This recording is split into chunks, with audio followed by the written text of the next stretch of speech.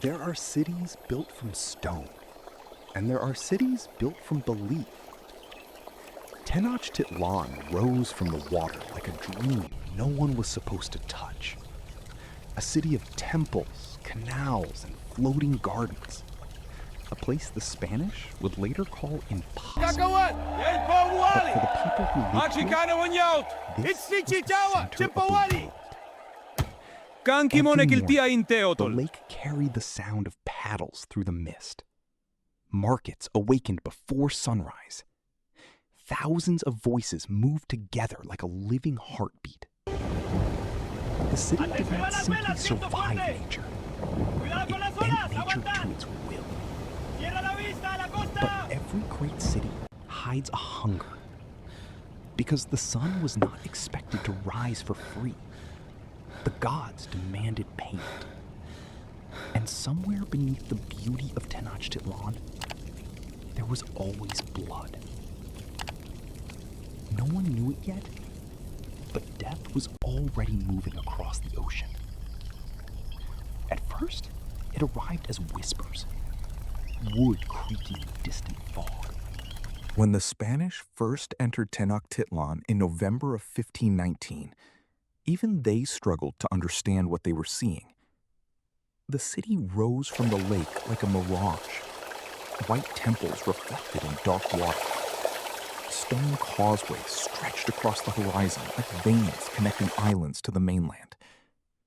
Thousands of canoes drifted through canals, carrying flowers, obsidian, cacao, cloth, and fresh water.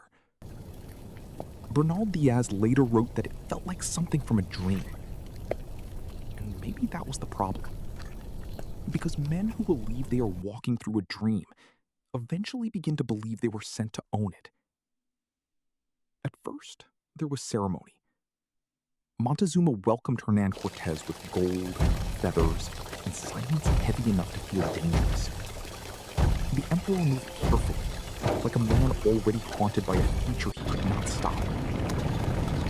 The Spanish noticed it immediately. The hesitation, the uncertainty, the fear hiding behind royal calm. And Cortez understood something that would decide the fate of the entire empire. An empire built on fear can collapse the moment fear changes direction. But no one inside Tenochtitlan could yet imagine the scale of what was coming. The markets still overflowed with life. Children still chased each other beside the canals. Priests still climbed the temple stairs carrying incense into the morning sky. The city continued breathing normally, while death quietly learned its streets. At night, Spanish soldiers whispered among themselves about the gold. Not just small treasures, entire rooms glowing with it, walls covered in ornaments, math. By the summer of 1521, Tenochtitlan no longer looked like the city the Spanish had first entered. The canals were clogged with wreckage. Collapsed bridges drifted through black water. Smoke covered the temples so completely that sunrise itself looked wounded. And yet, the city was still alive. Barely. Every morning, survivors stepped carefully through streets covered in ash, searching for food, water, or missing family members. Sometimes, they found none of them. The siege had transformed daily life into something unrecognizable. Mothers boiled beans in broken pot. Children drank filthy lake water. Warriors slept beside the bodies of friends they no longer had the strength to bury. But still, the drums continued.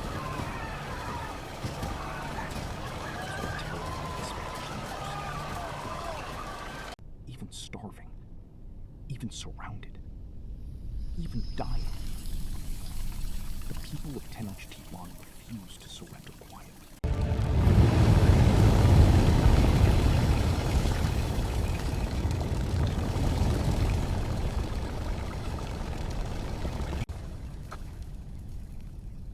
Entire districts disappeared into smoke. And somewhere inside the chaos, the Emperor Cuauhtemoc walked through the ruins of his collapsing world, trying to hold together what remained of an empire already slipping into memory. He was young. Far younger than most people imagine when they hear the word emperor. But war ages people quickly, especially when they understand they are witnessing the end of everything they were taught would last forever. Because that was the cruelest part of the fall. For centuries after the fall, people walked above the ruins of Tenochtitlan without truly seeing them. The lake was drained. The canals disappeared beneath stone streets. Entire temples were dismantled and transformed into churches, government buildings, and colonial homes. Emperor, the Eastern Causeway is cut. It was as if we must negotiate or Tenochtitlan falls. The gods demand we fight! Fight with what? We are surrounded! But cities remember, even when people do not. Beneath modern Mexico City, the bones of Tenochtitlan remain trapped underground in darkness.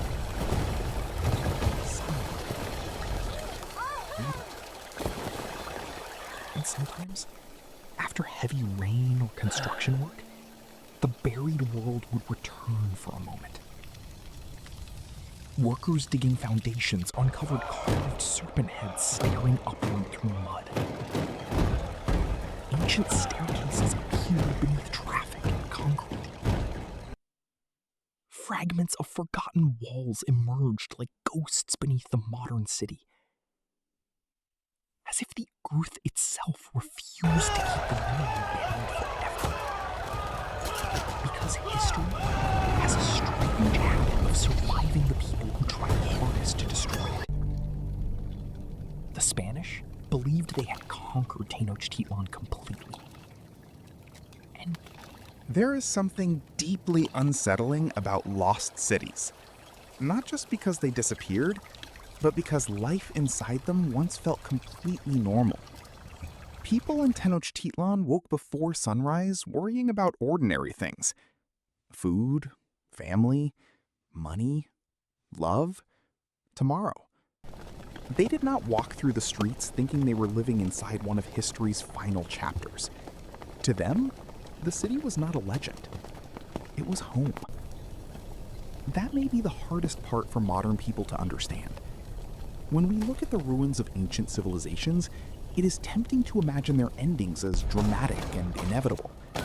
But for the people actually living through them, history rarely feels cinematic. Most days still begin quietly. Someone opens a market stall. Someone carries water through the streets. Someone kisses their child goodbye, believing they will return before nightfall, even while the world around them slowly begins to fracture. And perhaps O sacred flames, carry our prayers to the ancestors. Preserve our memory in because silence. It reminds us how fragile Let the smoke rise as our voice. The Aztecs built one of the greatest cities on Earth using stone, mathematics, engineering, and belief. They created order from water, beauty from isolation, an empire from an island in the middle of a lake. And for a moment in history, it must have seemed unstoppable. But power often hides weakness beneath its surface. The empire demanded loyalty through fear, tribute through force, obedience through sacrifice. And when the Spanish arrived, many neighboring people saw not invaders, but an opportunity to destroy those who had ruled over them. That is another uncomfortable truth about collapsing civilization. Maybe that is why ruins affect people so deeply. Because they force us to confront a truth modern life tries constantly to hide. Nothing we build is guaranteed to last. Not cities, not nations, not systems, not even the stories people tell themselves about permanence. Standing among the remains of Tenochtitlan today, it is difficult to imagine the scale of what once existed there. Cars move above buried canals. Glass towers rise where temples once reflected sunlight across the lake. Street vendors sell food beside fragments of walls older than entire countries. The modern world continued building over the past so aggressively that for centuries it almost succeeded in convincing people the old city was gone forever. But the Earth remembers. There is a moment that exists in every collapsing civilization. A moment when people can feel something changing in the atmosphere, even if they cannot yet explain what it is. The streets still function. The markets still open. The leaders still speak with confidence. But underneath daily life, an invisible tension begins spreading through society like a crack moving silently through glass. Maybe the people of Tenochtitlan felt that tension long before the final siege began. Maybe they sensed it in the strange reports arriving from the eastern coast. Floating mountains on the water. Men covered in metal. Thunder emerging from sticks of fire. Or perhaps the feeling arrived even earlier. In the years of drought. In political unrest. In whispers spreading between conquered tribes forced to pay tribute to the empire. Collapsing! This way, hurry! History often portrays collapsing civilizations as victims of sudden disasters. But reality is truly more complicated. Empires rarely fall from a single blow. Most collapse after years of accumulating pressure nobody fully understands until it is too late. And that is what makes the story of Tenochtitlan so disturbingly familiar. Because modern societies also live surrounded by systems so enormous and complex that most people assume they will simply continue forever. Financial systems. Perhaps the strangest thing about history is how invisible it feels while it is happening. The people living inside great civilizations rarely understand they are standing inside moments future generations will study forever. To them, life simply feels normal. Routine, temporary problems, temporary fears, temporary uncertainty. Even as the foundations beneath their world begin shifting. The citizens of Tenochtitlan probably still argued about ordinary things during the final months. Trade, politics, family disputes, religious ceremonies. Some were likely convinced the crisis would pass. Others probably believed the empire had survived worse before.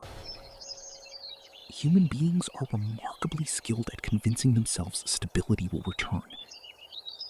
That instinct protects the mind from panic, but it can also blind societies to reality. Because collapse rarely announces itself quickly.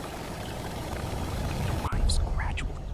If future generations ever study our civilization the way we study the Aztecs, what will they misunderstand about us?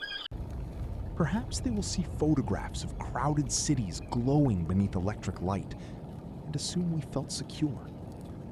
Perhaps they will look at skyscrapers, satellites, artificial intelligence, and endless streams of information and believe we thought ourselves invincible. And maybe they would be right. Because every civilization eventually begins mistaking its achievements for proof that history no longer applies to it. The Romans believed their empire represented eternal order. The Aztecs believed their gods sustained the balance of the universe through ritual and sacrifice. Modern societies often believe technology itself will solve every future crisis before it becomes catastrophic.